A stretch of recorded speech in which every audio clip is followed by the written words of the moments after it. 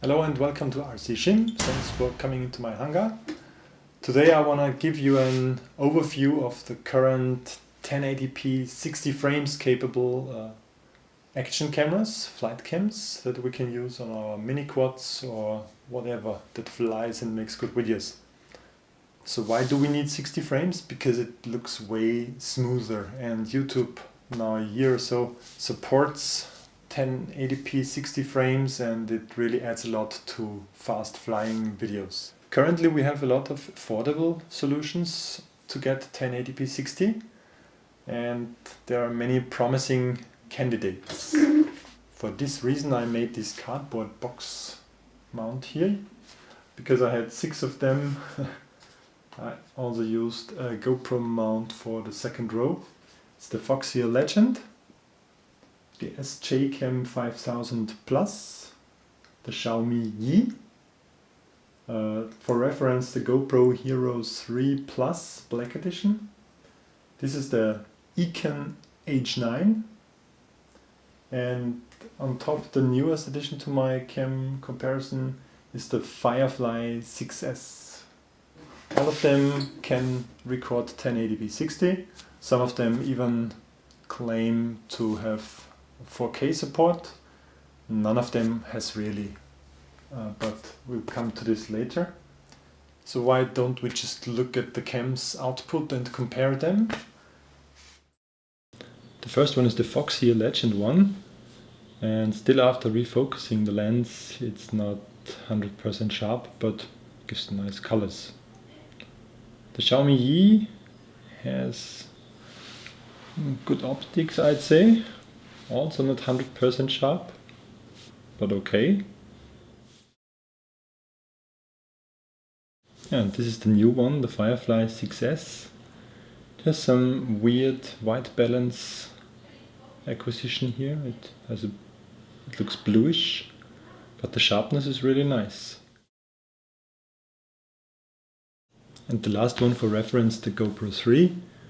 All of the cams were in 1080p 60 frames for comparison. And the Gopro, for example, has more wide angle than the Firefly, and warmer colors. And after the single shots, here we have a comparison of the 4 cams. It's a bit longer part than the single shots before. And you will notice that Gopro, Xiaomi and Foxeer have about the same wide angle, and Firefly is a bit zoomed in. Gopro and Xiaomi look about the same from distortion and colors. Xiaomi, Foxeer are with the least sharpness here, and Firefly is cool from the sharpness level, but not so from the colors, but you can change colors in post-processing. Now we have 2 candidates competing against each other. First Foxeer and Xiaomi, next the Firefly versus the SJ. Firefly was mounted a bit higher, that's why the image is set off. And the Gopro versus the Firefly.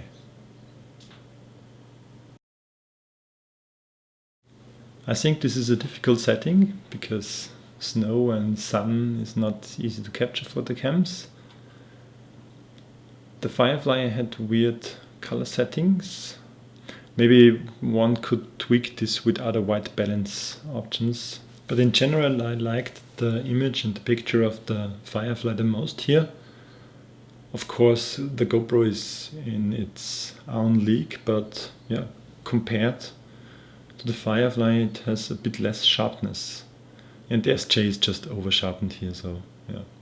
You can turn down Firefly's sharpness because I think it does some post sharpening. The Firefly 6S really looks nice, and for me it looks like the first really capable cam to compete with the Gopro 3. And till now I always thought about, should I fly with Gopro 3 and risk the expensive cam and have really good footage, or do I just fly with the cheap GoPro-like cam? Yeah, on the tests the Eken H9 was the first to give up. I don't know what happened. I mean, the storage card was a good one. It just recorded a few seconds. The battery didn't die, but the cam turned itself off. So couldn't really test the Eken. I have a few seconds of footage that I can show you, and it's really sharp. I think it's over sharpened, and I will later, here with this Siemens star called pattern, I can test the sharpness or the resolution capability of cams. So basically we just film or photograph this star and look how far you get with the resolution wise to the center of the star. Look from the same distance to the test pattern and we will compare the screenshots later. So it's a bit hard to see here or to guess which cam has more sharpness, but you basically look on the Siemens star and see where it starts to be just a gray filled circle where you don't see more details. The GoPro with MP10 lens is more zoomed in and of course has more resolution, and my Lumix GX8 is for reference. Now the following image, I tried to show all the Siemens stars as 100% crops, so with different resolutions you get different sized stars, and in the next comparison I scaled them to be on the same size. Not sure if you can see this good in the video comparison here, but for your consideration I also upload you these images in high quality so you can study them on your screen. Last overview here is just the 1080p resolutions sitting next to each other and not the 4K ones. I think this is a fair comparison and a good overview of the sharpness level. So I want to give you a short pro and con to each of the cams. Start with the cheapest, the Eken H9, about $44 or around $50. It claims to have 4K. I already made a review to this one. 4K is it's 10 frames and it looks terrible to me. The normal 1080p 60 frames look decent, over sharpened as I said, but yeah. Build quality, what can you expect from this price range? If you want to see more of the Eken, just check out my full review to this. Of course, the GoPro Hero 3 Plus Black is one of the best cams I have. The next here, the green one, is the Xiaomi Yi. It was out of focus and a lot of people have this problem. So you have to open the cam, open the glue a bit and turn the lens a few millimeters in one direction or the other and make a few test shots to see if you get it sharper. Good quality colors. Nice distortion. It has many fans out there because it is hackable. You can install scripts and have additional functionality like new resolutions or turn off some noise reduction functions and so on. So you can do a lot with the Xiaomi Yi. You can tune it, tweak it. If you're into this kind of things, get the Xiaomi Yi.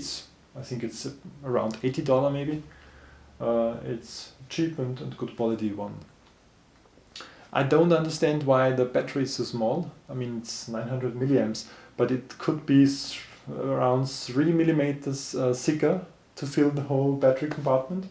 And I found that it doesn't last really long on 1080p 60, which is quite demanding, of course. The blue one, I already made a full review to the SJ5000. Go check this out if you want more details. I told you it has weird distortion. It has high contrast and a bit darker color than the other candidates. It is sharp and it works nice. If I turn it on, I can't turn it off immediately. It reboots, so it has just one more firmware bug or hardware bug. Doesn't work 100% reliable, but yeah, it's a decent cam.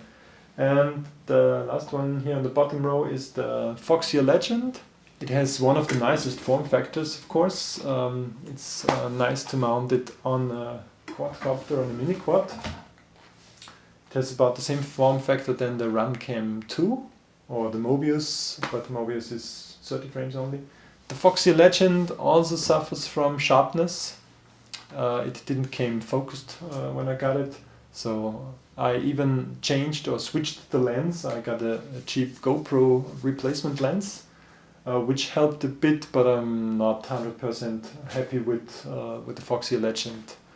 Colors are nice. It's also hackable like the Xiaomi Yi. You can even use some of the same scripts to disable noise reduction, and the internal noise reduction of the Foxeer Legend is just awful, and rather turning it off and have some noise than these weird software functions.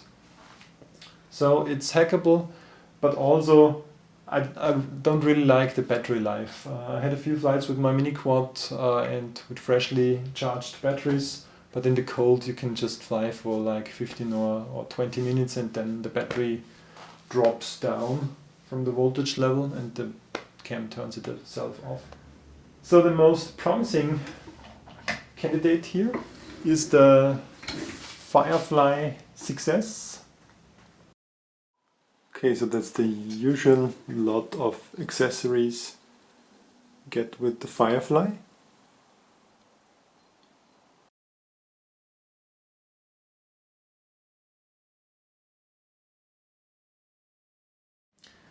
And this one is really a 100% or almost 100% Gopro 3 compatible one. It has the same dimensions like the Gopro 3. You can even use the batteries from the Firefly with Gopro 3 or the other way around. So this is really a nice thing that you can use your GoPro batteries on the Firefly. What made me skeptic about this battery here, it says it's 1600 milliamps and it's really the same size as the GoPro batteries, which are 1050 or 1100 milliamps. So I'm not sure if they can pack so much more battery power in the same size. They use a Tektronix, which I want to recommend you for good cam reviews here. Already had a clever idea to test the batteries. He made a little adapter to charge and discharge such a cam battery with your normal LiPo charger. This way you can see what you discharge out, how many milliamps and how much you can put in. So that gives you a good estimation about how much juice you get into these batteries. It has the same USB connector than the GoPro 3, so it's even compatible with some GoPro gimbals, but not with the one that use the connector in the back. Like on my Phantom 2 with the Zenmuse, with the first Zenmuse gimbal, they used the back connector. Now they use, with the 3-axis gimbal on Zenmuse or on other cams, they use the USB connector. This one has less wide angle than the GoPro 3. It has 140 degree diagonal or 105 degree in the horizontal plane. So could be a good compromise. The menu settings are easily accessible with 2 arrow buttons on the side. You can be really fast in changing the resolutions with these arrows. Faster than on the GoPro 3, I'd say. I upgraded it to firmware version 2.3. Check out the links in the description for all the firmware tips.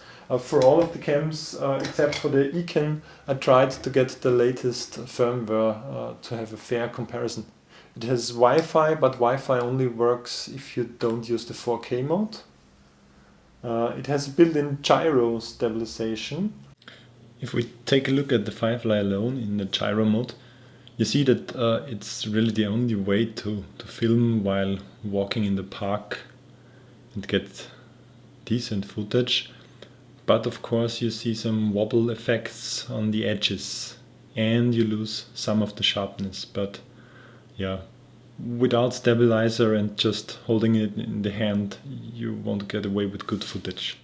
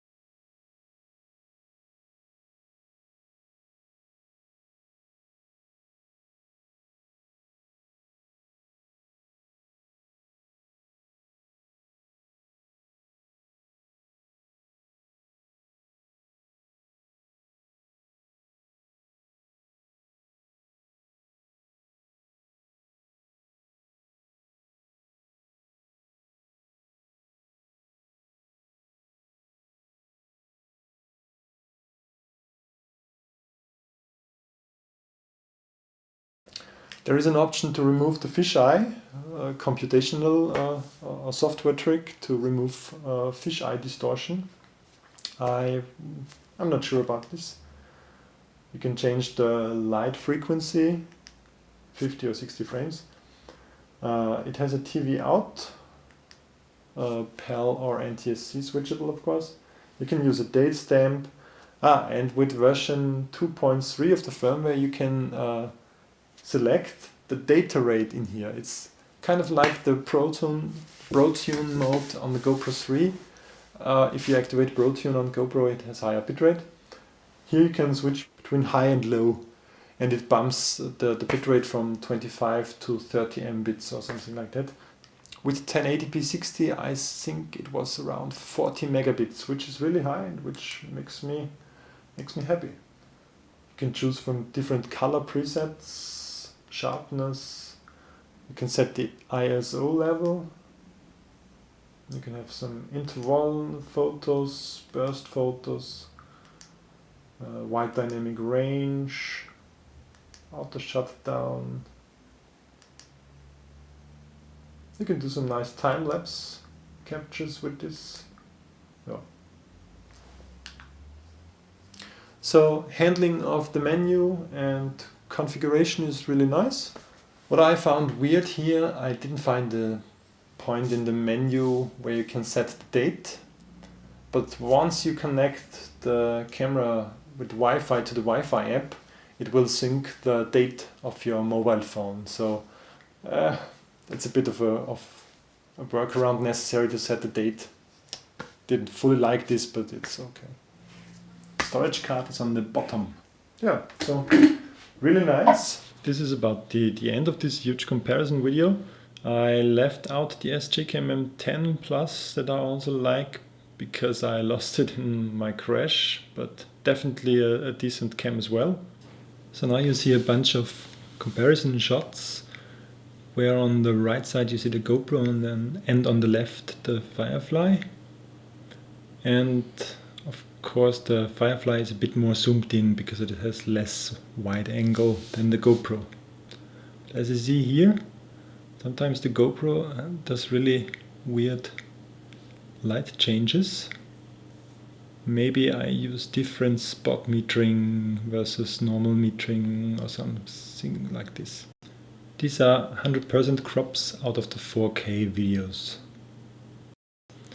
And some more high quality sharpness comparisons up on the church hill in bright midday sun with good light conditions. And notice the pan up to the tree branches, you really see the sharpness level. And all of these shots were with sharpness to medium on Firefly. Now we have midday sun overcast on this river setting where I film often. And in the next scene, after this one, you see the same at around 5 o'clock, almost low light setting. You see bluish color weirdness, but you see more details in the low light on the Firefly.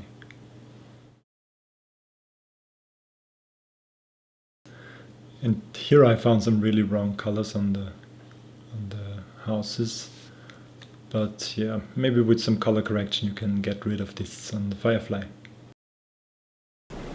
The last test here is a low light test where I also enabled the gyro. So it's hard mounted on the dashboard of the car, but you see the dashboard moving, so this is the gyro working here.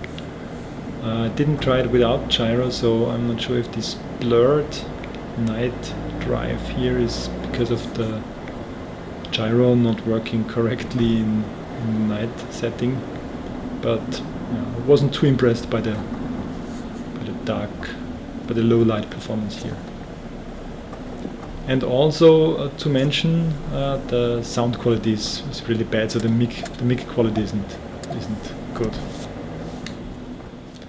And the last test, the hardest to pass, does the dog like it or not?